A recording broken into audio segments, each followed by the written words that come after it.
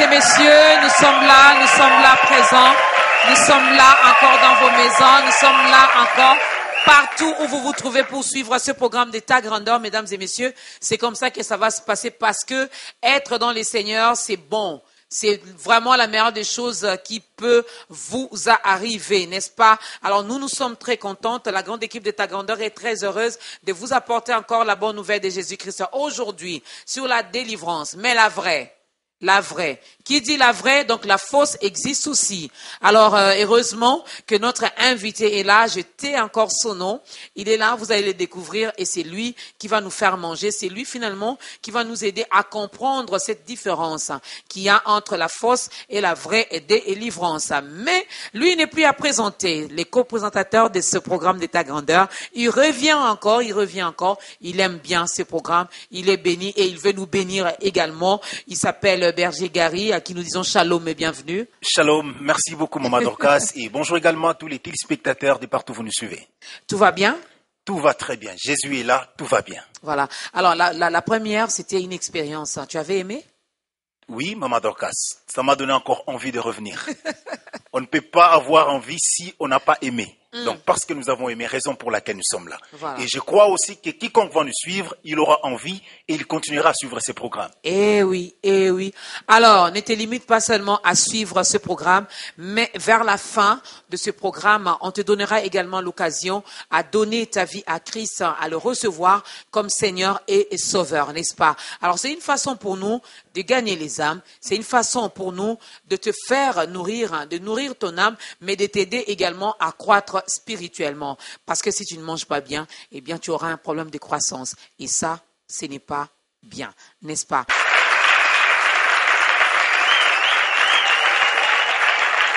Seul Dieu peut restaurer votre vie. Seul Dieu peut restituer ce que l'autre vous avait volé. Seul Dieu peut vous guérir. Il y a peut-être quelqu'un qui est malade en ce moment, qui est en train de suivre ce programme. Laisse-moi te rassurer que cela n'est pas un hasard. Non, non, non, non. Ce n'est pas les fruits de hasard parce que tu es là en train de suivre ce programme. Dieu a prévu de te toucher aujourd'hui. Il a décidé de passer encore par ce canal qui est Ta Grandeur pour te faire du bien. Alors ne sois pas distrait. Ne soyez pas distraits. J'ai compris une chose, Maman Dorcas. Oui. Si Dieu vous parle de la délivrance, c'est qu'il a constaté quelque chose en toi. Si Dieu vous parle de la guérison, cela veut dire qu'il y a quelque chose. Oui. Cela ne peut pas être peut-être une maladie physique, mais peut-être une maladie intérieure. Blessures intérieures, Dieu peut guérir. Par ces témoignages, je crois bien, Dieu vous a guéri. Et encore, je crois que l'Éternel, notre Dieu, va encore vous apporter un grand miracle pour témoigner encore la délivrance de Dieu. Ce n'est pas encore fini, il agit, il est Dieu, il ne change pas, il est le même hier, aujourd'hui, éternellement. Alors shalom également à toutes les personnes qui nous regardent par notre page Facebook Ta Grandeur. Eh bien, si tu ne le savais pas, nous sommes en direct également sur YouTube, nous sommes en direct également sur Facebook. Donc il suffit seulement de cliquer sur j'aime. Aime seulement notre page Facebook Ta Grandeur et puis tu nous verras en live chez toi, dans ton téléphone, dans ton ordinateur, n'est-ce pas? Alors, on va écouter la toute première chanson. Oui, Maman Cela Dorcas. va encore nous inspirer à bien préparer nos questions. Oui, Maman Dorcas.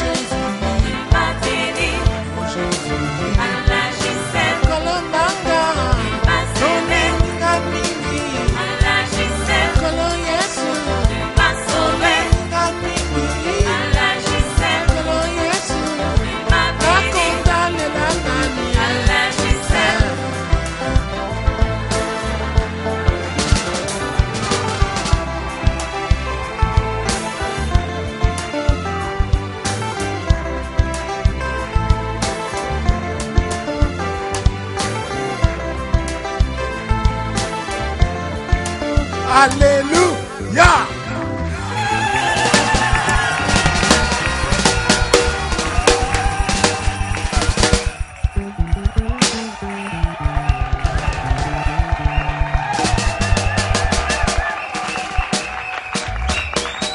Mesdames et messieurs, c'est notre invité, le pasteur André Mbweshi. C'est lui notre invité dans ce programme d'État Grandeur aujourd'hui. Et c'est avec lui que nous allons parler de la vraie délivrance. Là, c'était le tout premier cantique qui nous permet bien sûr d'entrer déjà dans le vif de notre thème d'aujourd'hui. Shalom, pasteur, et bienvenue. Shalom, Maman Dorcas.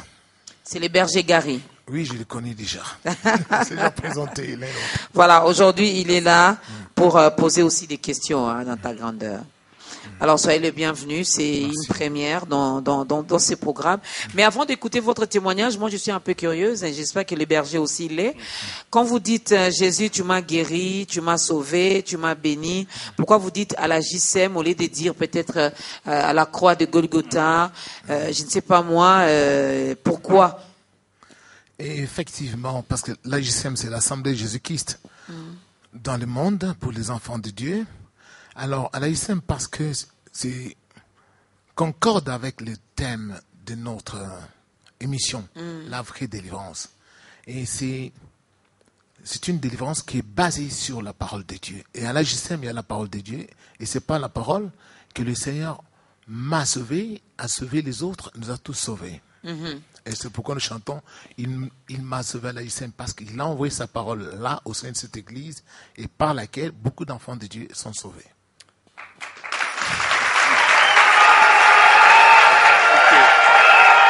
Voilà, on voulait juste comprendre, on a compris, n'est-ce pas? Toi aussi à la maison, tu as compris, parce que quand tu as écouté aussi, tu as dit, ah, pas à la croix de Golgotha, mais à la JSM, voilà. Au moins, tu es fixé.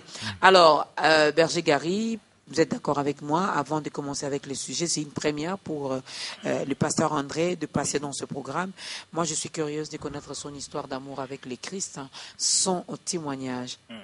Autrefois, peut-être qu'il était assassin, aujourd'hui il est chrétien, alors on veut bien connaître. Hein. Vraiment. Il y a peut-être un assassin qui nous suit en ce moment, dit, ah, donc moi aussi je peux abandonner l'assassinat.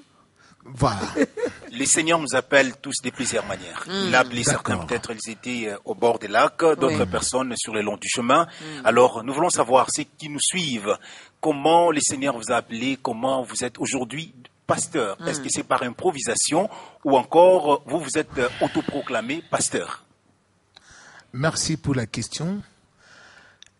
Moi, j'ai dit toujours aux gens qu'on ne devient pas serviteur de Dieu, mais on est serviteur de Dieu. Parce que mon histoire est liée à celle de ma mère. Okay. Ma mère, quand elle était jeune fille, elle faisait un songe qui lui revenait plusieurs fois, plusieurs années. Et dans ce songe, elle voyait toujours une goutte d'eau qui descendait du ciel, qui tombait sur la terre entre ses jambes.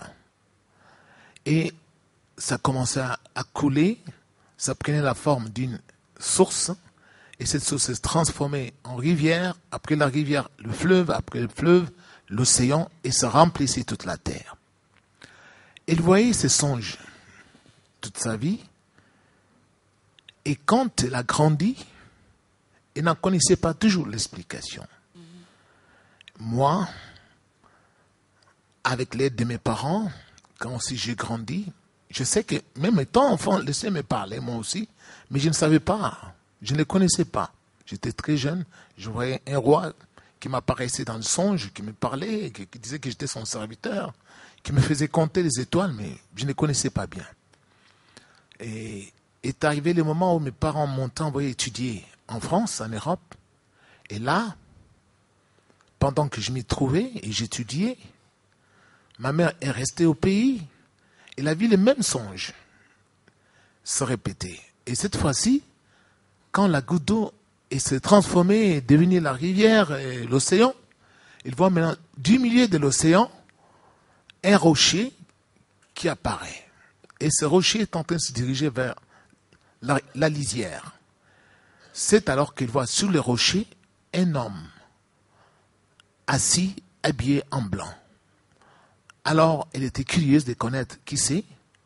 Au fur et à mesure que le rocher s'approchait de la côte, elle a vu que cet homme qui était au-dessus du rocher habillé de blanc, c'était son fils que je suis. Alors qu'en ce temps-là, j'avais 24 ans et j'étais en France. Et il entend une voix qui lui dit, c'est lui, le fils dont je te parlais, que tu devais mettre au monde et que tu avais mis au monde. Et que c'est lui que j'ai envoyé pour prêcher mon évangile. La parole que je vais lui donner, il va l'amener dans le monde entier. Et ne croyez pas, parce que je n'étais pas bien converti comme je le suis aujourd'hui. J'étais comme tout jeune de mon temps. Alors, mais moi, me trouvant en Europe, c'est alors que le Seigneur aussi m'est apparu en vision.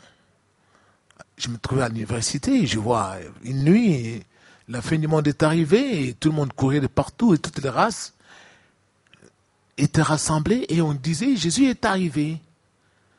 Et nous l'avons vu, il est assis sur une nuée. Mais il était en colère, à cause des habitants de la terre qui avaient beaucoup péché, et toutes les races étaient là. Maintenant, les gens disaient, ce qu'on lui disait de lui, donc c'était vrai. Ce n'était pas la mythologie, donc c'était vrai. Alors il est arrivé, moi aussi, j'ai commencé à courir comme les autres. C'est alors que j'ai entendu, lui, m'appeler par mon nom. Bouchandré. Et quand il m'a appelé par mon nom, subitement, je me suis rappelé que j'étais son serviteur, qu'il m'avait envoyé naître en Afrique et particulièrement au Congo. Mais depuis que je suis arrivé, je ne faisais rien. Je ne faisais que jouer et je me suis regardé. J'étais tout sale. Mes habits ressemblaient à ceux d'un bûcheron. J'étais très sale, bien que me trouvant en France, à Paris, où j'avais des habits chics, mais je me suis vu très sale. Alors il me dit, tu vois, je suis déjà là, tu n'es pas prêt. Mais mets-toi à côté, je vais te dire ce que tu vas faire. La vision était coupée. J'ai dit à mes amis, à l'époque, il n'y avait pas beaucoup d'Africains en Europe comme aujourd'hui. La plupart de mes copains étaient des Blancs. Je leur ai dit, j'ai vu celui qu'on appelle Jésus. Il m'est apparu. Et ils ont dit, parce que tu lis beaucoup de bouquins. C'est peut-être pour cela que tu l'as vu. Mais ce n'était pas cela. Parce que je me tourmentais beaucoup. Mais à partir de ce moment, j'entendais une voix, on me disait toujours, quand je dors, on me dit, lis la Bible, lis la Bible, lis la Bible. J'allais au cours, à la fac d'économie, mais de temps en temps, je lisais la Bible. Quelqu'un me disait, lis la Bible, je lis la Bible, lis les livres de Genèse, je lis. Lis les livres d'Exode, lis les livres, tous ces livres-là. Quand je termine, on me dit, lis encore tel livre. Après, au fur et à mesure que je lisais la Bible, parfois je me voyais en songe, on me fait monter des classes. Alors je me posais beaucoup de questions, ça m'inquiétait, mais de quelle est cette école-là que j'étudie souvent quand je dors? On me fait monter, je vois quelqu'un habillé en blanc, il me dit de lire la Bible. Mais je ne connaissais pas bien. C'est alors qu'une nuit, il est venu me prendre, il m'a fait monter au ciel. Là, je dormais. Et j'ai vu qu'une puissance me faisait monter au ciel. Et j'ai dépassé la toiture de la maison. J'ai commencé à m'enlever et j'ai dépassé la lune, les étoiles, le soleil. Et j'ai vu une cité là-bas. C'est là, j'ai vu quelqu'un naître tout de blanc vêtu qui m'attendait pour me dire, pourquoi toi tu cherches? Parce que j'avais beaucoup de problèmes, je n'étais pas content de ma vie. Je n'avais pas de carte de séjour là-bas, tout ça, on cherchait à me refouler. Et puis je n'étais pas bien mes études, je n'avais pas à étudier parce que la carte de séjour était expirée. Alors j'étais mécontent, je disais, il faut que je meure. Il faut que je meure. Et ils ont entendu là-bas, ils ont dit, pourquoi tu demandes à mourir? Ton heure n'est pas encore venue. Voici, ta maison est là. J'avais un super appartement qui n'est pas construit de matière de cette terre. Alors, on me dit, depuis que tu es parti, c'est vide là-bas. Moi, je dis, bon, vous m'avez envoyé dans un pays très compliqué. Il y a beaucoup de maladies là-bas, de moustiques, c'est un pays très compliqué. Depuis que je suis né là-bas, je ne fais que souffrir. Moi, je ne veux plus. Il dit, non, André, mais tu n'as encore rien fait. Pendant qu'on discutait avec lui, moi, j'ai refusé. Je dis, je ne veux plus descendre. On entend une voix d'une femme qui venait en pleurant. Et on l'a annoncé là-bas. Elle vient de la terre, elle vient de la terre. C'est alors, on se retourne, on voit une femme qui venait en pleurant. On s'est étonné parce que là-bas, on ne pleure pas. Et lui me dit, l'ange qui me parlait, il me dit, André, va consoler cette femme et puis tu reviendras entrer dans ta maison. Moi, je dis, non, ici, il n'y a plus de problème de femme ici. Pourquoi moi, pas un autre? Il me dit, non, toi. J'ai refusé, mais comme Dieu a implanté la miséricorde dans le cœur de ses enfants. Pasteur, sinon on ne parlera pas de notre effectivement, thème. je vais maintenant chuter. C'est alors que j'ai eu pitié d'elle et puis je l'ai appelée, on est allé, on a fait 3 pas. Et quand on a fait 3 pas, on nous a fait descendre encore sur la terre. Et j'ai senti que le soleil était encore au-dessus de ma tête. J'ai vu la terre au loin. On a atterri avec cette femme. Je me suis retourné, je l'engueulais. Mais cette femme-là, c'était l'église que je ne connaissais pas. Alors,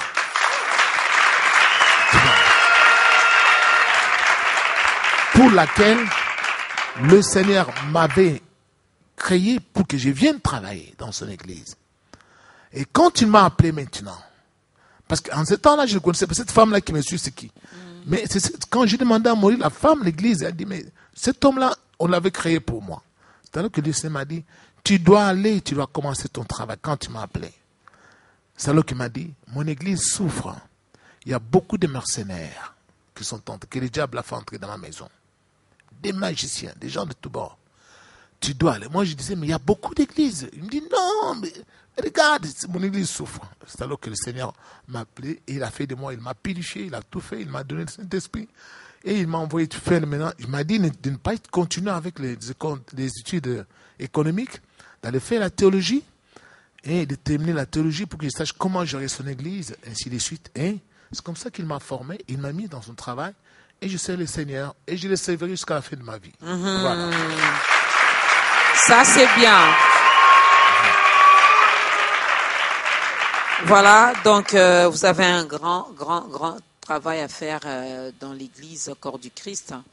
Il faudra que finalement cette église arrête de pleurer. Alors, aujourd'hui, nous allons parler de la vraie délivrance. Merci. Ça va de pair même avec votre émission, hein, je peux le dire. Oui, ça va. Voilà, la vraie délivrance. Alors, comment, d'entrée de jeu, comment la Bible explique la délivrance? Et c'est quoi une vraie délivrance?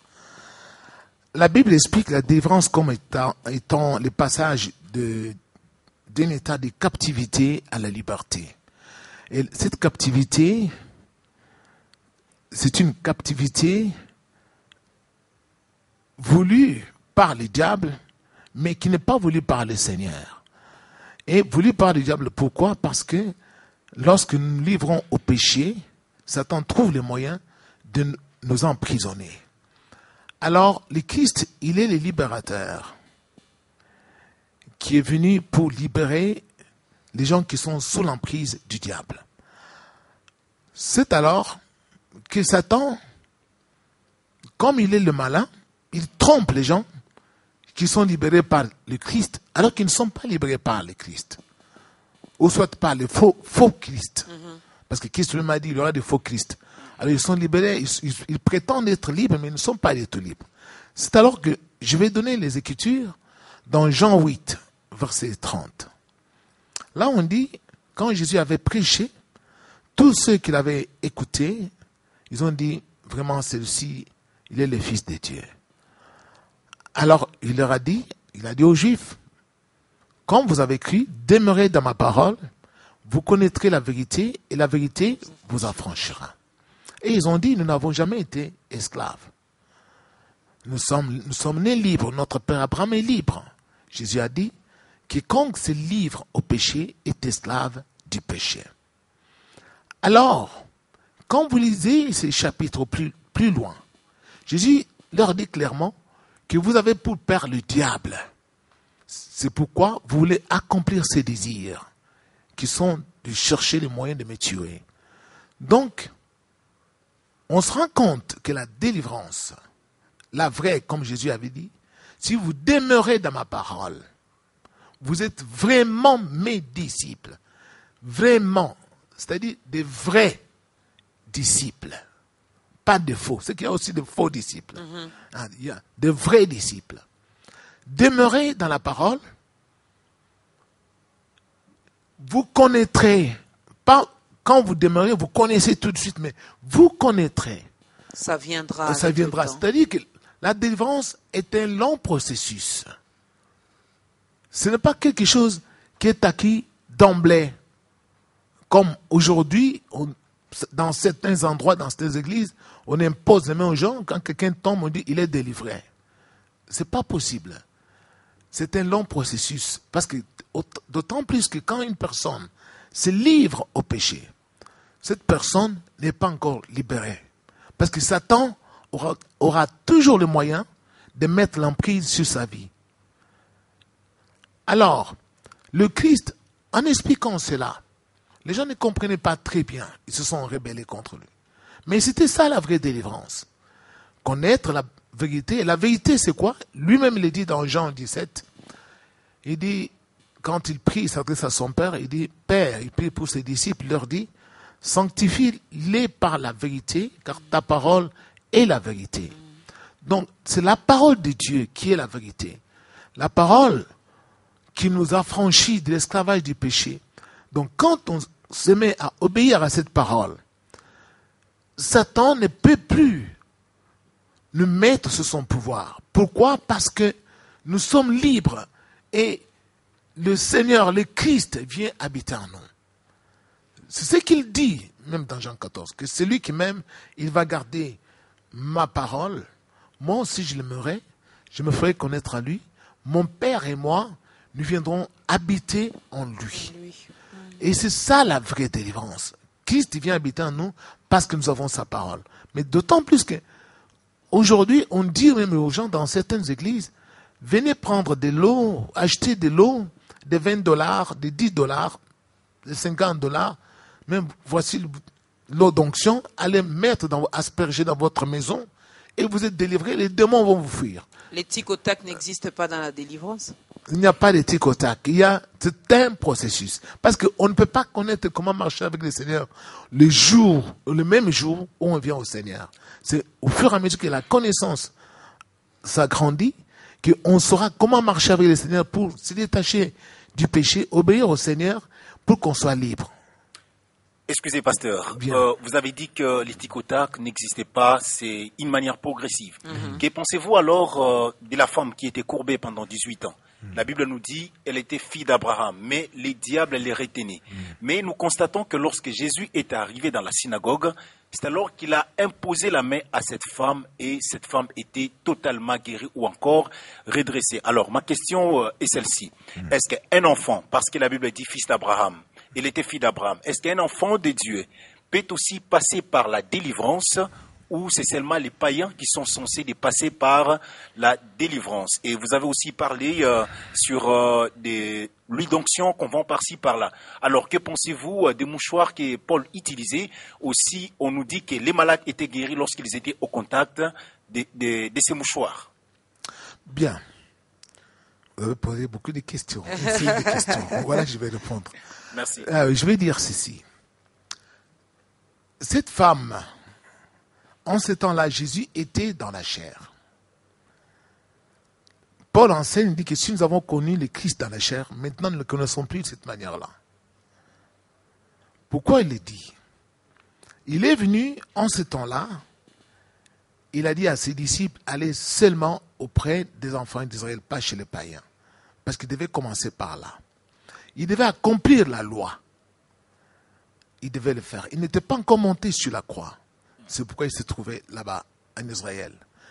Et en plus, vous allez constater dans la Bible, chaque fois que Jésus-Christ guérissait les gens, il leur disait, vous avez été guéris, ne péchez plus. Pourquoi il le disait?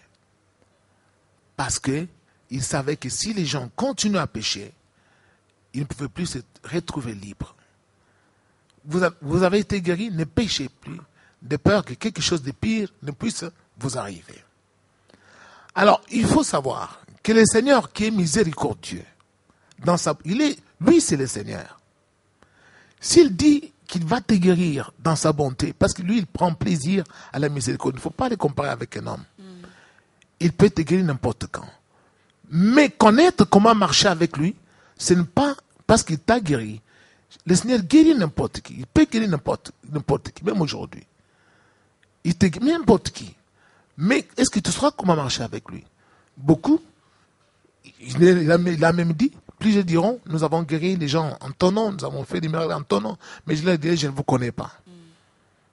Pourquoi il a dit cela?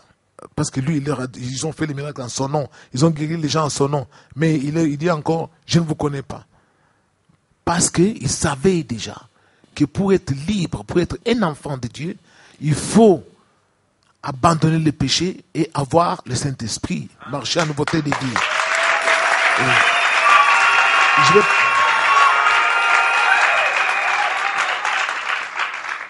Et la Bible dit que c'est lui qui pêche est du diable. S'agissant des mouchoirs, Paul lui-même n'a pas marché avec des mouchoirs dans sa poche. Il n'a pas acheté des mouchoirs à Rome pour venir donner aux gens. Ce sont des gens qui croyaient que cet homme, il est loin de Dieu. Si nous mettons des mouchoirs sur lui et que nous mettons sur le malade, la puissance de Dieu qui est en lui va guérir. C'est ça.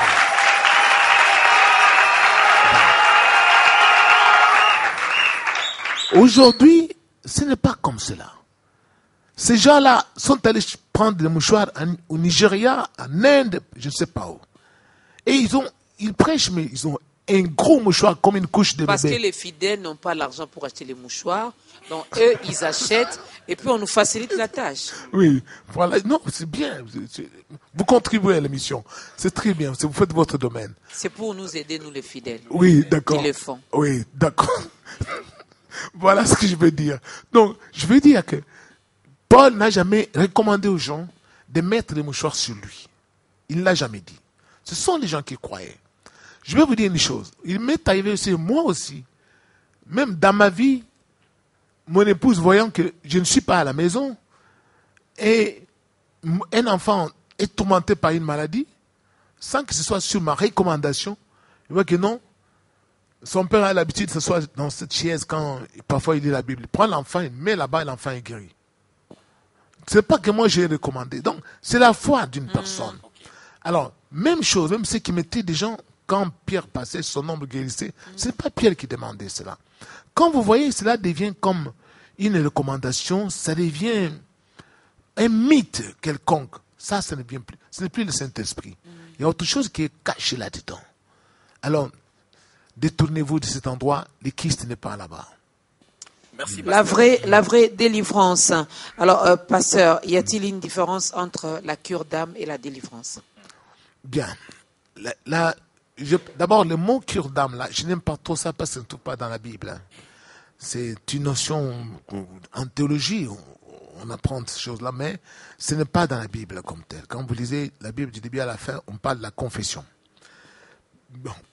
Donc, cure d'âme, je vais parler de confession de péché. C'est ce que Dieu a demandé. Il a demandé, il a envoyé un homme, Jean le Baptiste, pour faire confesser les hommes. Et quand vous lisez dans Luc, au chapitre 1, je crois à partir des versets 69, 70, tout ça, le papa de Jean le Baptiste, quand il est en train de glorifier le Seigneur, il dit, quelque part là-bas, il dit, Dieu a donné à son peuple le salut par le pardon des péchés. Toi, le petit enfant, tu es choisi pour marcher devant le Seigneur, pour enseigner au peuple à recevoir ce salut qui vient de Dieu. Et comment il a enseigné? Il a enseigné aux gens à confesser leurs péchés, pour qu'ils puissent se détourner du mal et qu'ils soient guéris par le Seigneur. Alors, quand quelqu'un ne confesse pas les péchés, il refuse, parce qu'aujourd'hui, les gens sont en train d'enjamber cette étape-là. Ils ne veulent plus confesser. Ils disent non, c'est la foi, c'est fini. La foi, ça va purifier les cœurs. Mais il faut confesser les péchés que tu as commis. Et ils ne confessent pas. Alors, ils refusent de confesser. Là, il y avait aussi des scribes qui avaient refusé du temps de Jésus. Si vous lisez dans Luc 7, on dit là-bas, Jésus leur dit, les scribes et les pharisiens, en refusant le baptême des gens, en refusant de confesser, Jésus dit, ils ont rendu nul à leur égard les desseins de Dieu.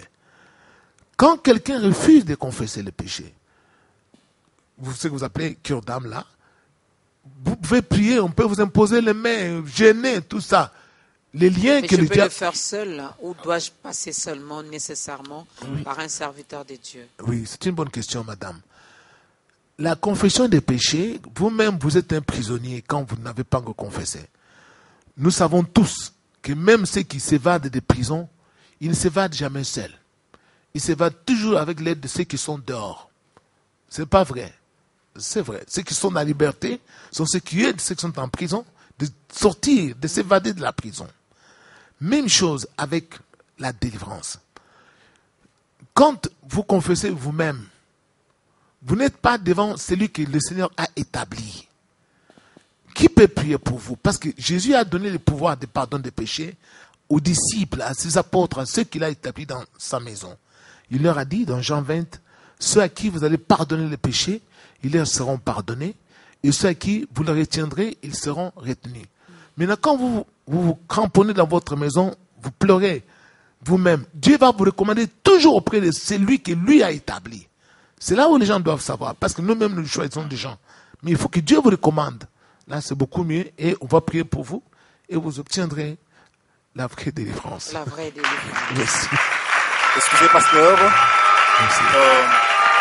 Merci. Merci. En fait, il y a aussi une catégorie de personnes qui sont déçues par rapport à certains, parlons des hommes de Dieu. Ils sont allés confesser des péchés, mais après cela, ils ont appris encore que leurs péchés ont été propagés partout. Ou encore, les pasteurs se lèvent du haut de la chair pour parler de cela. Alors, que pensez-vous de toutes ces personnes? Ils ont pris des décisions de ne plus alors aller voir quelqu'un, d'entretenir la relation personnelle avec Dieu. Merci beaucoup, Monsieur Gary. Vous savez, c'est ce que j'ai dit ici. Satan, il est le malin.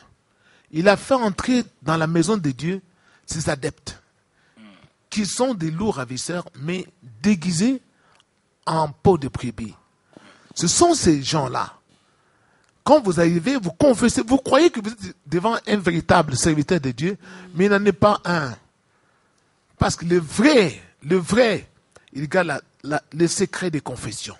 Parce qu'il est le sacrificateur, il est mandaté par Dieu. D'ailleurs, quand il transgresse cette loi, Dieu les punit. Mais comme ce sont les adeptes du diable, c'est pourquoi ils font tout cela. Et c'est aussi un moyen de reconnaître que cet homme-là ou cette femme-là n'est pas mandaté par le Seigneur. Parce que ceux qui sont mandatés par le Seigneur, et c'est Satan qui a introduit les gens pour décourager les gens à confesser. C'est comme ça le diable combat l'église du Seigneur. Mais je vous dis, moi je n'ai jamais fait ça. Et d'autres aussi serviteurs que Dieu a déjà envoyés, qui sont là, qui travaillent pour la restauration de son église, ils n'ont jamais fait ça. Voilà. Préparez-nous la deuxième chanson, il y a péché, péché, pasteur André. Vous venez de perdre quelqu'un et j'ai assassiné cette personne, je l'ai tué, je l'ai empoisonné, je sais parce que même maintenant ne faisons pas semblant, dans nos différentes églises locales, là, il y a les poisons qui circulent aussi, on apprend que tel serviteur de Dieu, tel homme de Dieu a été empoisonné et il y en a qui en meurent. Alors je viens confesser comme vous le dites. Pasteur André, voilà, j'avais empoisonné les bergers Gary. Je n'ai pas fait, hein. C'est juste un exemple. Voilà. Oui. Alors, c'est moi qui ai donc empoisonné les bergers Gary, qui n'est plus et tout. Vous faites quoi? Si quelqu'un a commis un meurtre et que moi me trouvant dans ma position de serviteur de Dieu, je ne suis pas un juge. Je m'adresse au Seigneur, je prie pour la personne, pour que le Seigneur lui accorde le pardon. Ce que moi je peux lui dire, de ne plus commettre les mêmes péchés. Mais je ne peux pas me muer en agent informateur, je ne sais pas, de la police, pour aller dire à la personne. Même si c'est un membre de votre famille? C'est la question même, j'allais poser. Oui, je vais vous dire. Votre enfant, ou encore votre épouse. Je vais vous dire la vérité. L'État est là pour pouvoir sécuriser tout le monde. C'est Dieu qui a établi l'État. Si cette personne représente encore des menaces pour les autres, mieux vaut informer l'État que Dieu a établi. Mais si la personne ne représente pas des menaces et venir se repentir pour naître de nouveau, il faut aider cette personne à naître de nouveau et ne plus demeurer un meurtrier. Voilà. Mais si la personne représente un danger, il faut saisir les autorités locales pour mettre fin à cette menace-là. Voilà. Voilà, si la personne présentait donc ou représentait un danger pour les autres, mais je ne sais pas, ça ne sera pas dévoiler un peu les secrets. Vous ne pouvez pas dévoiler. Confession. Même les femmes mariées qui viennent confesser, qui ont connu les adultères dans leur mariage. Là où il y a le Christ, on ne peut pas dévoiler ça. On ne peut même pas dire à son mari. Sinon, le mariage va voler en éclats et vous serez victime, vous serez responsable de ce divorce-là devant le Seigneur. Il va vous juger. C'est quand le Seigneur n'est pas là, ça se passe autrement. C'est ça la différence. Là où il y a le Christ et là où le Christ n'est pas. Voilà. Excusez, pasteur. Garde ta question, on la pose après la chanson. D'accord. Merci. D'accord. Voilà, le berger Gary va poser sa question juste après ce cantique, mesdames et messieurs. Merci beaucoup.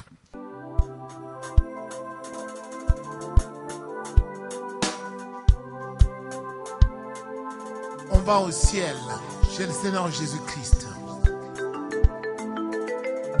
5, 4, 3, 2, 1, 0.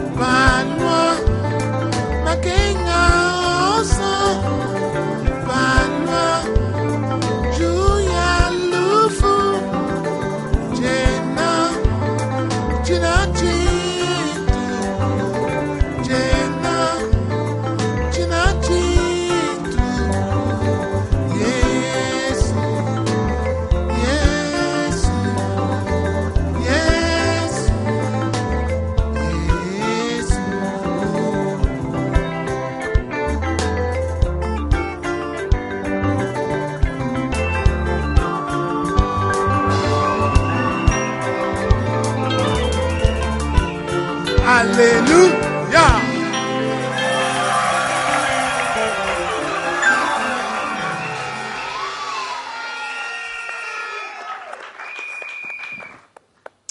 Et voilà, mesdames et messieurs, de retour sur ce plateau. Merci encore pour ces cantiques. Pasteur André, vous dites quoi dans cette chanson? Bien. Ces cantiques, j'ai chanté une partie en lingala, une partie en chiluba, la langue de ma mère. Et je chante souvent ma vie, ce que le Seigneur a fait avec moi, à Lingala, je crois que tout le monde a compris, mais je vais expliquer un peu. Je regardais comment Dieu m'a appelé à sa gloire, mais j'ai vu aussi certains de mes amis, quand Dieu m'a appelé, et je leur disais que Dieu m'a appelé, venez avec moi, ils ont refusé. Alors, tous, ils sont morts. Et je me retrouve avec beaucoup d'amis qui sont morts. Et j'ai compris que s'ils étaient venus avec moi, ils seraient encore en vie aujourd'hui. Et c'est pour cela que j'enseigne aux autres. Aujourd'hui, on peut se réjouir, on est ensemble, on étudie ensemble, on grandit ensemble, on joue. Mais si on ne marche pas avec le Christ, si on refuse son appel, on est sûr de quitter cette terre avant le temps fixé par le Seigneur. Et puis, quand je chante en Chiluba, j'ai dit aux gens, parce que beaucoup de gens ne veulent pas ou n'arrivent pas à accepter le Christ, soit à cause des souffrances, ils livrent leurs âmes au diable, ils font des pactes dans les sciences occultes pour avoir une vie hâtive, gagner leur vie comme cela, ne pas avoir la patience, perdre la patience. Alors, quelles que soient les souffrances, pour tous ceux qui m'écoutent, quelles que soient les souffrances, quels que soient les malheurs qui peuvent s'acharner, s'abattre sur vous, gardez votre calme. Le Christ a vaincu tout cela sur la croix. Si vous marchez avec lui, si vous respectez ses commandements, vous obéissez à ses enseignements, vous gardez sa parole au fond de votre cœur, le Christ va vous faire triompher et rien, Satan ne pourra rien contre vous. Voilà ce que je chante. Amen. Amen. Merci beaucoup. Satan ne pourra rien contre vous. Et nous revenons toujours dans ces mêmes élans que Maman Dorcas, la question qu'elle avait posée. Je voudrais savoir ceci ou encore éclairer les enfants de Dieu. Nous sommes dans un contexte où peut-être les maris se retrouvent dans une mission, peut-être de travail, alors que la femme est restée ici à la maison. Mais il s'est fait que la femme a déconné, comme on dit. Oui. Et alors, elle vient de tomber dans l'adultère avec un séropositif. Elle vient confesser auprès de vous. Ou l'homme aussi, hein, là où il est parti. Oui, l'homme là aussi, il est parti.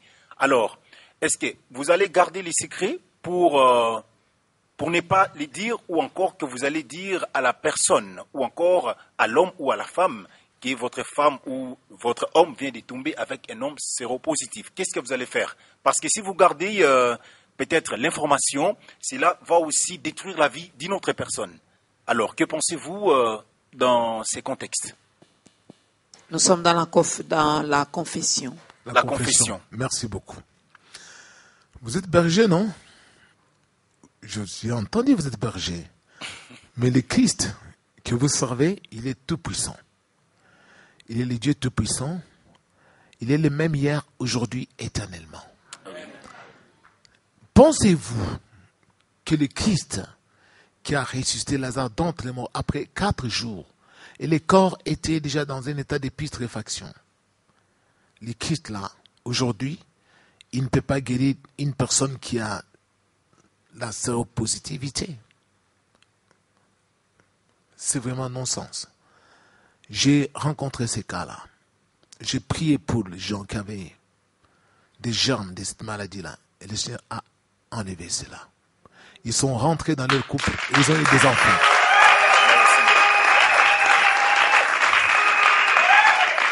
C'est quand vous arrivez là où le Christ n'est pas, que les sida fait rage et que les gens sont devant un fait accompli. Mais là où le Christ est là, le sida, l'Ebola, rien ne présente de danger. Et moi, j'en ai vécu et j'en ai vu avec mes yeux. C'est à cause de cela que les gens pensent que le Christ n'est plus fort. Il est le même. Ce sont les faux qui sont là-bas, les faux disciples. Maman Dorcas. Ne limitons pas Dieu, il est capable, c'est Dieu qui a ressuscité Lazare d'entre les morts. Amen. Il est le même, donc il peut faire... mais il faut prendre la décision de laisser. Hein. Parce qu'avec les chrétiens, je viens, je fais ma confession, vous priez pour moi. Cet état de maladie part, et puis je me dis, bon, puisqu'il est encore parti, je recommence encore, je vais encore voir le pasteur André. Et là, c'est la mort. Il y en a qui ont fait cela. ils sont morts. On a dit ça aux femmes, parce qu'on a dit, tu vois, Dieu t'a pardonné, ne pêche plus, tu abandonnes. Si tu retournes avec ces makangola ou ces concubins-là, ce sera impitoyable. Et il y en a qui n'ont pas compris, ils ont trouvé la mort. Pasteur André, comment être délivré d'un péché répétitif? C'est ce qu'on appelle autrement péché chéri, péché mignon. Bon, nous entendons presque tout. Voilà. On dit il n'y a pas de péché chéri et péché mignon dans la Bible. La Bible dit que c'est lui qui respecte toute la loi, mais qui transgresse contre un seul commandement, il est coupable de tout. Alors maintenant, il faut savoir ceci. Soit on n'est pas encore délivré, parce que Christ ne peut pas entrer en toi, et puis toi, tu es encore sous l'emprise d'un péché. C'est clair. L'apôtre Jean dit, c'est par là que nous reconnaissons les enfants de Dieu et les enfants du diable. C'est lui qui est né de Dieu. Parce que je vais vous expliquer. Il y a l'apôtre Pierre dit, dans 1 Pierre, je crois, au chapitre 3, il dit, nous avons été régénérés par la sémence vivante, par la sémence incorruptible, par la parole vivante et permanente de Dieu. Alors, Dieu nous a régénérés, nous sommes nés de nouveau. Et quand tu es né de nouveau, tu ne peux plus avoir de péché mignon, ni chéri, ni grand, ni colossal. Non, c'est fini maintenant. Tu es né de nouveau, tu es une nouvelle créature. Et l'apôtre Jacques le dit aussi, dans Jacques 1, verset 18, il dit, il nous a engendrés par la parole de la vérité. Dieu nous a engendrés. Pour votre anecdote, je vais vous raconter une petite histoire rapidement dans la Bible. Ça se trouve dans 2 Rois, chapitre 17. Il y avait un roi qui était là-dedans, qui était en Assyrie, il s'appelait Salmanasar. Ce roi, qu'est-ce qu'il a fait? Comme les enfants d'Israël, les Israélites s'étaient rebellés contre le Seigneur en Samarie, il a envahi la Samarie, il a transporté en captivité tous les habitants de Samarie. Ils sont allés chez lui en Assyrie en captivité, comme des esclaves. Il les a remplacés en Samarie par les habitants de Babylone qui étaient là. Il les a amenés en Israël, mais c'était des païens. Quand ces gens sont arrivés, la Bible dit qu'ils ne craignaient pas Dieu. Et qu'est-ce que Dieu a fait? Le Seigneur a envoyé des lions. Ils ont commencé à dévorer les gens partout, partout, partout. Alors quand les gens mouraient, la nouvelle est arrivée jusqu'aux oreilles du roi Salmanasar. On lui a dit, les habitants que tu as exilés là-bas en Samarie, ils sont en train d'être exterminés par les lions. Parce que le Dieu de ces pays-là est en colère. Ils ne savent pas comment le servir. Qu'est-ce que le roi a fait? Il a dit, parmi les captifs là qu'on avait amenés chez nous en prison, est-ce qu'il n'y a pas un prêtre qui puisse leur enseigner comment craindre ce Dieu-là? On a pris un prêtre. On l'a envoyé là-bas en Samarie. Il est allé enseigner à ces gens-là comment servir le Seigneur pour que les lions ne puissent plus le dévorer.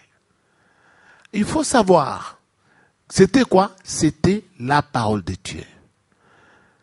Cet homme leur a envoyé la parole de Dieu. Et cette parole qui a sauvé ces gens-là. Et les lions ont commencé à se retirer. Et ce sont des symboles, des images, qui sont Satan, qui est là, avec ses démons, avec ses anges, qui peuvent nous tourmenter, nous mettre sous leur domination pour nous pousser à faire le péché, à faire le mal. Mais si on obéit au Seigneur, il n'y a plus de péché mignon. On est libre, on est né de nouveau. Le Christ est là. Vous êtes devenu un saint homme de Dieu ou une sainte femme de Dieu. Et c'est ce qui nous manque aujourd'hui parce que la parole est faussée. Voilà. Alors c'est possible d'être délivré. Si vous êtes passé par la délivrance et que vous vous retrouvez toujours dans le même péché, donc sachez que ce n'était pas une vraie délivrance. Voilà. Ça peut arriver aussi Voilà.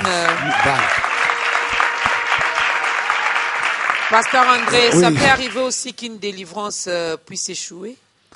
Bon, c'est presque ce que nous venons de dire. Ça ne peut pas échouer. Ça peut échouer si vous ne persévérez pas dans la pratique de la parole de Dieu. Vous qui? Le vous- serviteur de Dieu ou la personne qui vient pour la délivrance? La personne qui vient pour la délivrance. Parce que quand vous vous engagez à marcher avec le Seigneur, vous devez prendre votre décision une fois pour toutes, pour marcher avec lui dans sa parole, pour que le Seigneur accomplisse à votre égard tout ce qu'il vous a promis et tout ce dont vous avez besoin.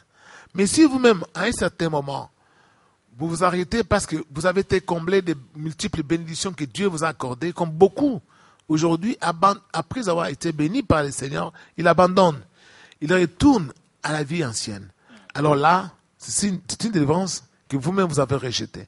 Mais Dieu, parce qu'il dit, moi Dieu, je suis avec vous si vous êtes avec moi. Si vous m'abandonnez, moi aussi, je vous abandonne. Donc c'est comme cela. Si vous abandonnez le Seigneur, lui aussi va vous abandonner. Mais si vous persévérez, lui aussi sera avec vous. Si vous le reniez, lui aussi va vous renier. Voilà.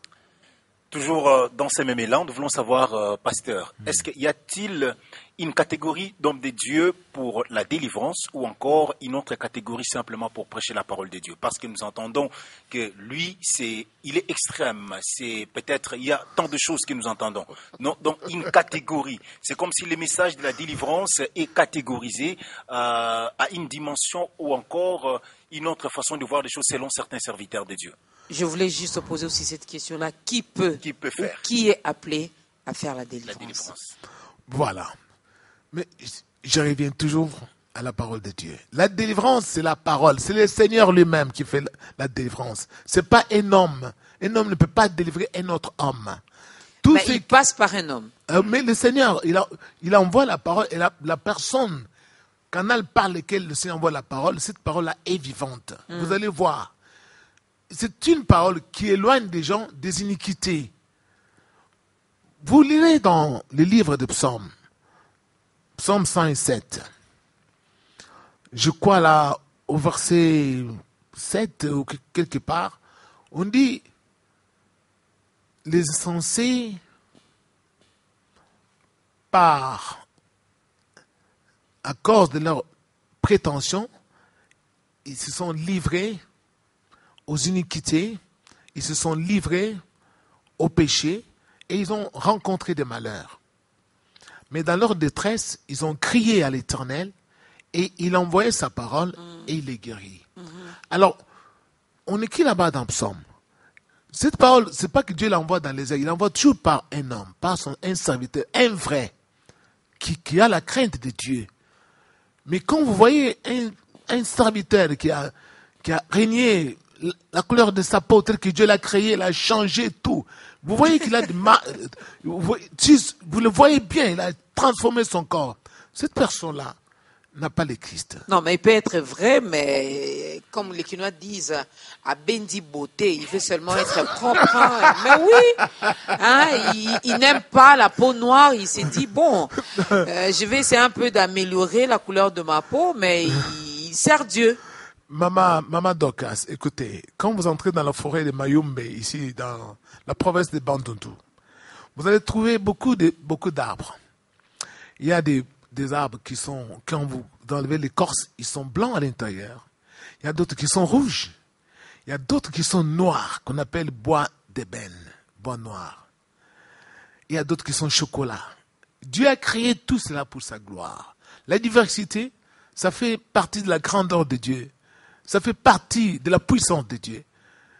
Ce n'est pas dire que ceux qui ont le teint clair, ils sont plus beaux ou bien plus intelligents que ceux qui ont le teint noir. C'est le Seigneur. Il a tout fait pour sa gloire. Voilà, le pasteur a dit, la forêt dans le Mayombe, c'est dans le Congo central. Hein, voilà. Oui, Congo voilà. central, ce n'est pas dans le Bandundu. Voilà. Alors, on parle de la vraie délivrance. Excusez-moi. Donc je viens pour ma délivrance. Je regarde le pasteur André. Oui. Il était des temps, je remarque déjà que lui là, il a touché aux produits cosmétiques et tout. Non, mais je vais vous dire, quand quelqu'un... Je retourne chez moi. Mais parce qu'il est encore habité par les désirs charnels. Vous voyez la délivrance, je vais vous expliquer. Paul dit ceci dans Romains. Il dit, la loi de l'esprit de vie en Jésus-Christ m'a franchi de la loi du péché. Le corps est mort. Notre corps est mort. Nous avons crucifié notre corps avec ses désirs, avec ses passions. Donc, quand quelqu'un a le Saint-Esprit en lui, il n'est plus habité par les affections de la chair. Il ne cherche plus à plaire par l'attirance physique, mais il attire des gens en lui par la grâce qui est en lui, grâce au Saint-Esprit. Mais quand vous voyez cette personne est en train de prôner la suprématie de la chair, ça, ce n'est pas le Saint-Esprit. Cette personne est encore dépendante de la chair.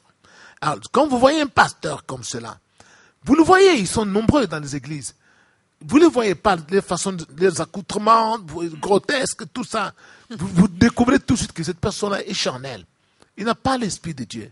Je ne dis pas qu'on ne peut pas bien s'habiller, mais les grotesques, ça signifie qu'il y a l'extravagance. Voilà. L'extravagance, ça signifie qu'il y a quelque part une insinuation d'orgueil.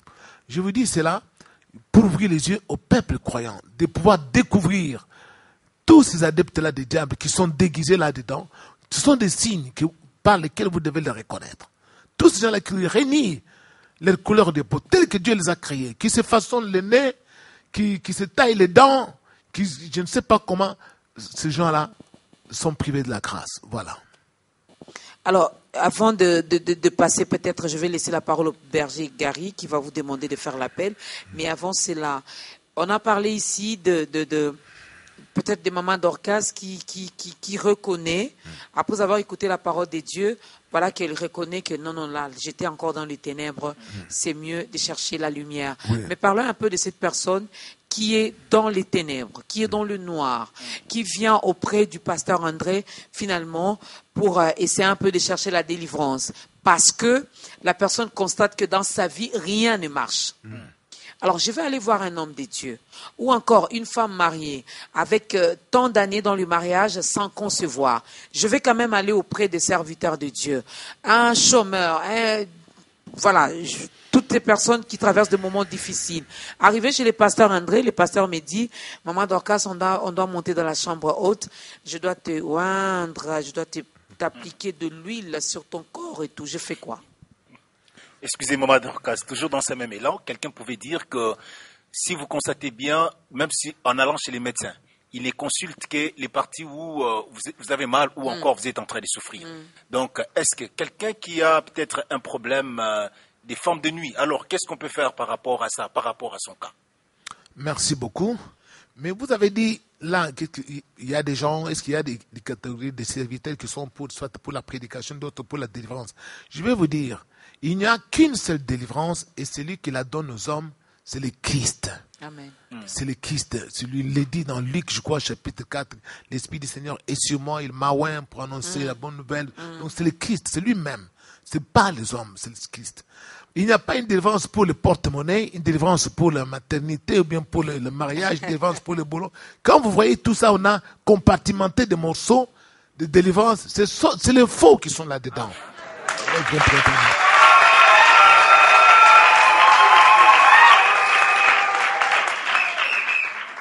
Et dans cette optique-là, quand aussi vous voyez un soi-disant serviteur de Dieu ou un pasteur, vous, une maman qui vient se plaindre de certaines douleurs, soit le bas-ventre ou n'importe comment, et qui vous dit, déshabillez-vous, faites ceci, faites cela, portez plainte auprès de la justice. Faites arrêter ce monsieur-là.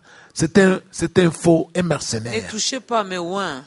Il n'est pas un ouin, c'est un faux, un falsificateur de la parole de Dieu. Voilà. L'appel. Voilà. Merci, pasteur. Oui, je vais ajouter ceci. Parce que le Seigneur, il n'a même pas envie de te toucher pour que tu transmettes son onction.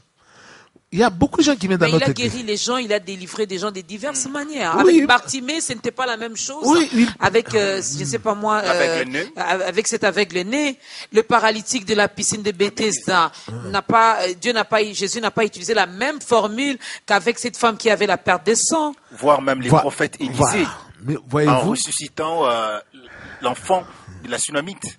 Donc chez Maman Dorcas, on peut appliquer de l'huile. Chez les bergers Gary, on peut juste toucher et puis voilà. Le Seigneur a dit, L'effet de monter sur quelqu'un qui est déjà mort. Nous le voyons dans la Bible. Voici, il a dit, vous imposerez les mains aux malades et les malades seront guéris. Imposer. C'est fini. Pas frotter de l'huile. Il a dit, vous imposerez. C'est lui qui a dit cela. Les mains aux malades et les malades seront guéris. Si vous avez le Seigneur, vous imposez votre main, vous touchez une personne qui est malade, le Seigneur agit. Et si le Seigneur dit un câlin, il faut faire un câlin pour que la personne reçoive la guérison. Il parle, hein, ces dieux-là. Écoutez, Maman Dorcas. Bon. Alors, j'arrête avec les questions. Voilà, merci beaucoup. Moi, j'arrête avec les questions. Non, c'est bien. C'est bien parce que vous continuez à enrichir l'émission. C'est bien, il doit poser si c'est une recommandation divine, je fais quoi? Il n'y a pas une recommandation qui soit contraire à la volonté du Seigneur. Parce que la Bible dit, fuyez l'impudicité.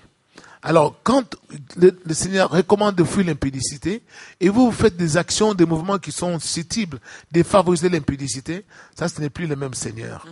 C'est le diable qui est là derrière. Cette prophétie est une fausse prophétie.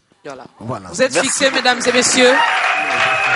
Vous qui cherchez votre délivrance, quand vous arrivez quelque part et qu'on vous demande toutes ces choses que nous venons d'énumérer ici, en tout cas, fouillez. Amen. Fouillez, vraiment. Amen. Enlevez même vos chaussures. Commencez à courir. Amen. Applaudissons pour le Seigneur. Merci. Merci beaucoup, pasteur. Je peux vous dire une chose. Il y a un médecin. C'est possible d'être bref. Je peux dire un petit mot. Un médecin qui prie avec nous, qui était témoin d'un soi-disant prophète, qui a violé une petite fille de 20 ans en lui disant que je vais te délivrer. Nous avons dit à ce médecin, il faut traduire ce prophète en justice. On l'a arrêté. Il est en prison. On l'a fait arrêter. Donc on l'a arrêté. C'est comme ça. Merci beaucoup. Oui. Merci, pasteur. Il y a ceux-là qui nous suivent, qui ne connaissent pas encore le Seigneur. Ils sont peut-être dans l'alcoolisme, ils sont dans beaucoup de choses, dans l'impudicité ou encore dans l'homosexualité. Alors, c'est possible de prier encore pour ces personnes, pour frayer le chemin, afin qu'eux aussi rencontrent le Seigneur Jésus-Christ qui vous a appelé. Regardez votre caméra, on va faire l'appel. Oui. Nous allons donc donner l'occasion à ceux-là qui n'ont pas encore reçu Jésus-Christ dans leur vie comme Seigneur et Sauveur à prendre cette décision. Bien. Bien-aimés du Seigneur, je vous adresse cette parole. Il n'est pas tard de venir à Jésus-Christ. Si nous sommes aujourd'hui entre les mains du Seigneur, nous étions aussi comme vous. On était amis du monde, on aimait bien le monde. Mais quand les temps sont arrivés, Dieu dans sa bonté nous a appelés pour nous préserver du mal. Nous avons contemplé sa grandeur. Je vous lance cet appel. Vous qui êtes encore enchaînés par les diables, par l'homosexualité, par l'alcoolisme, par la drogue, par le fétichisme, et surtout ceux qui sont dans les loges, qui ont peur de quitter parce qu'ils sont sous les menaces des démons. Sachez que le Christ, il est le plus fort, il a vaincu le diable sur la croix. Venez à Jésus-Christ et il va vous accueillir, et il est là, et il est mort pour nous tous. Nous sommes la preuve vivante de l'amour de Dieu, de sa bonté et de sa grandeur. Merci beaucoup. Que Dieu vous bénisse.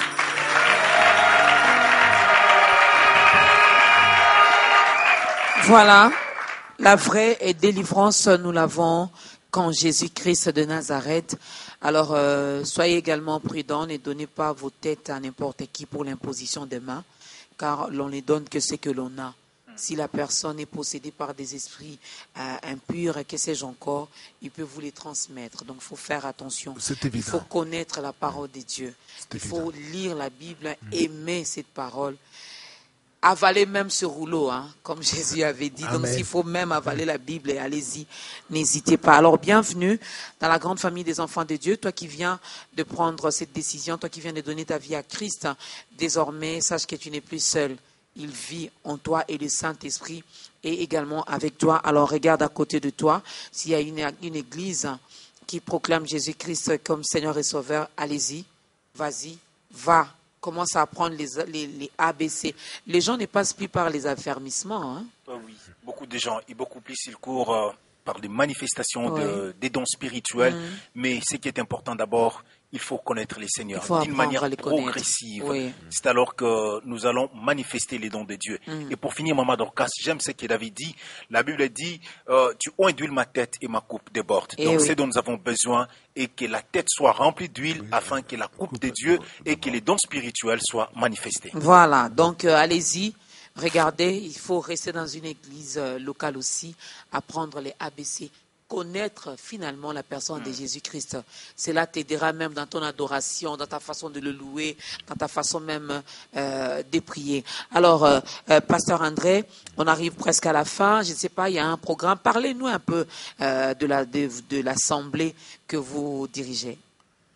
Assemblée Jésus-Christ dans le monde, nous avons certaines extensions qui sont dans d'autres communes, et le siège se trouve à Bandal, sur avenue Le Tété, numéro 13 bis, quartier GB, du côté Bandal. Quand vous arrivez à côté du nouveau pont appelé communément pont Tamboué, avant de traverser du côté de GB, à droite, l'immeuble là-bas, il y a un immeuble de 3 étages, on a qui AJSM, c'est là où nous sommes. Alors,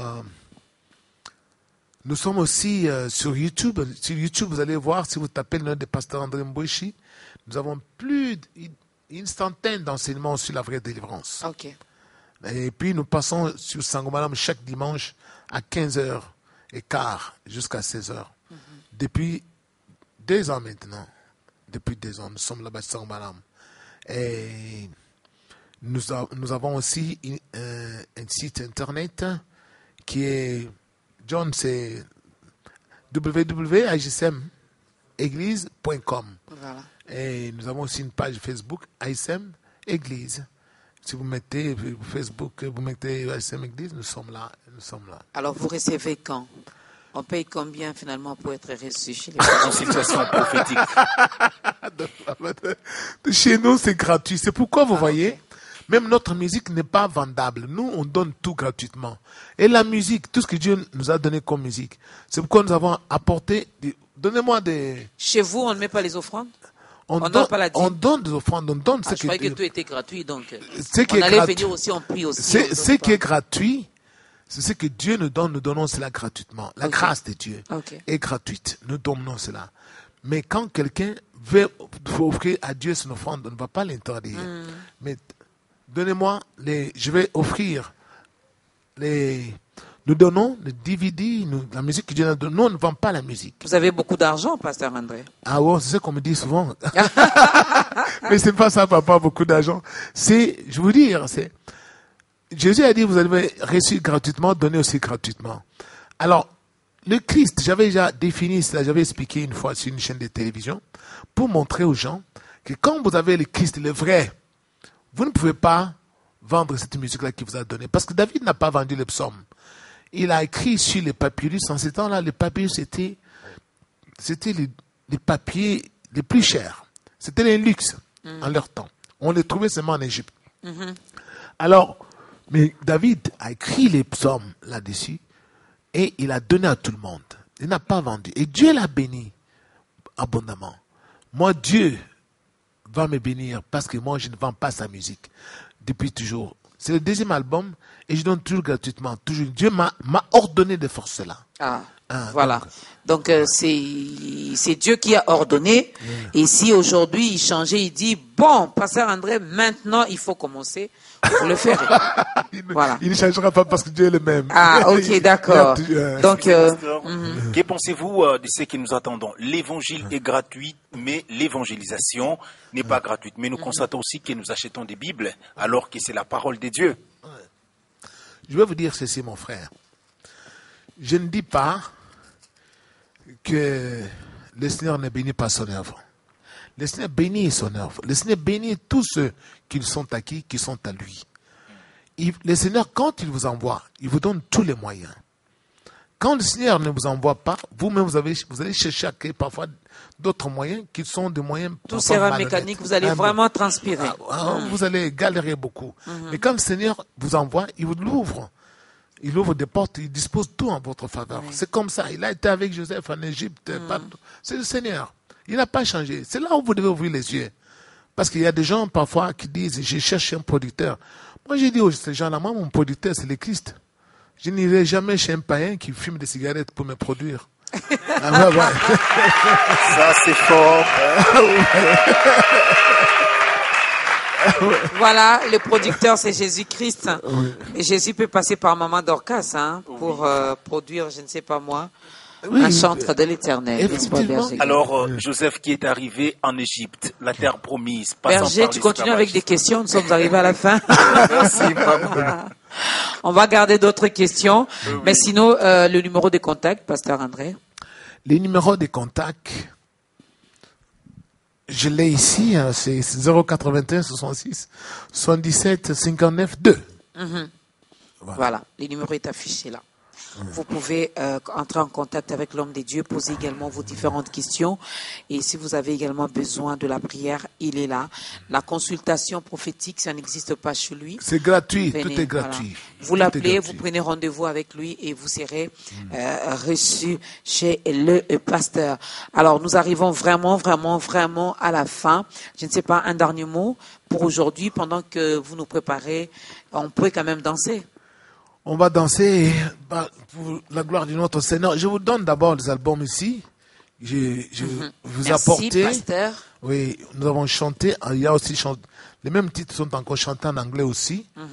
Et merci, vous allez distribuer aussi à toute l'équipe technique qui a pris part à cette émission d'aller écouter cette musique douce chantée pour la gloire du Seigneur, Maman Dorcas. Voilà. Vraiment. Je vais leur donner. Oui, vraiment. J'ai reçu gratuitement, je vais vous donner aussi gratuitement, chers techniciens. Oui. Donc, merci beaucoup. Merci beaucoup. Voilà. Parce que Tito, Nick et Lindel me regardaient pour dire, oh, maman, donc ça t'est que le non. J'ai reçu gratuitement, je vais vous donner gratuitement à la fin de cette émission.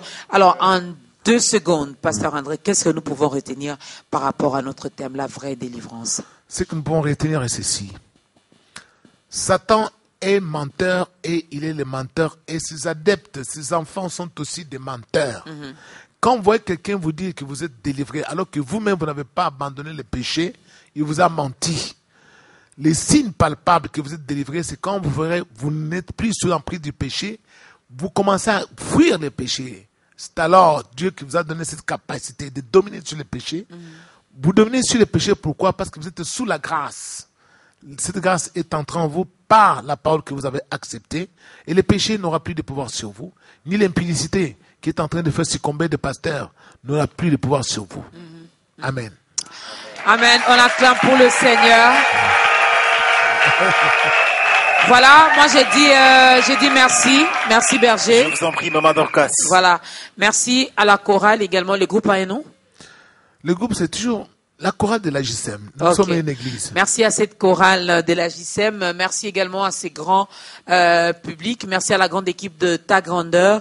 Mesdames et messieurs, vous qui nous regardez sur notre page Facebook, vous nous regardez sur YouTube et que sais-je encore, vraiment, nous vous disons merci pour votre fidélité. Que l'Éternel que nous servons continue à vous bénir, à vous faire du bien.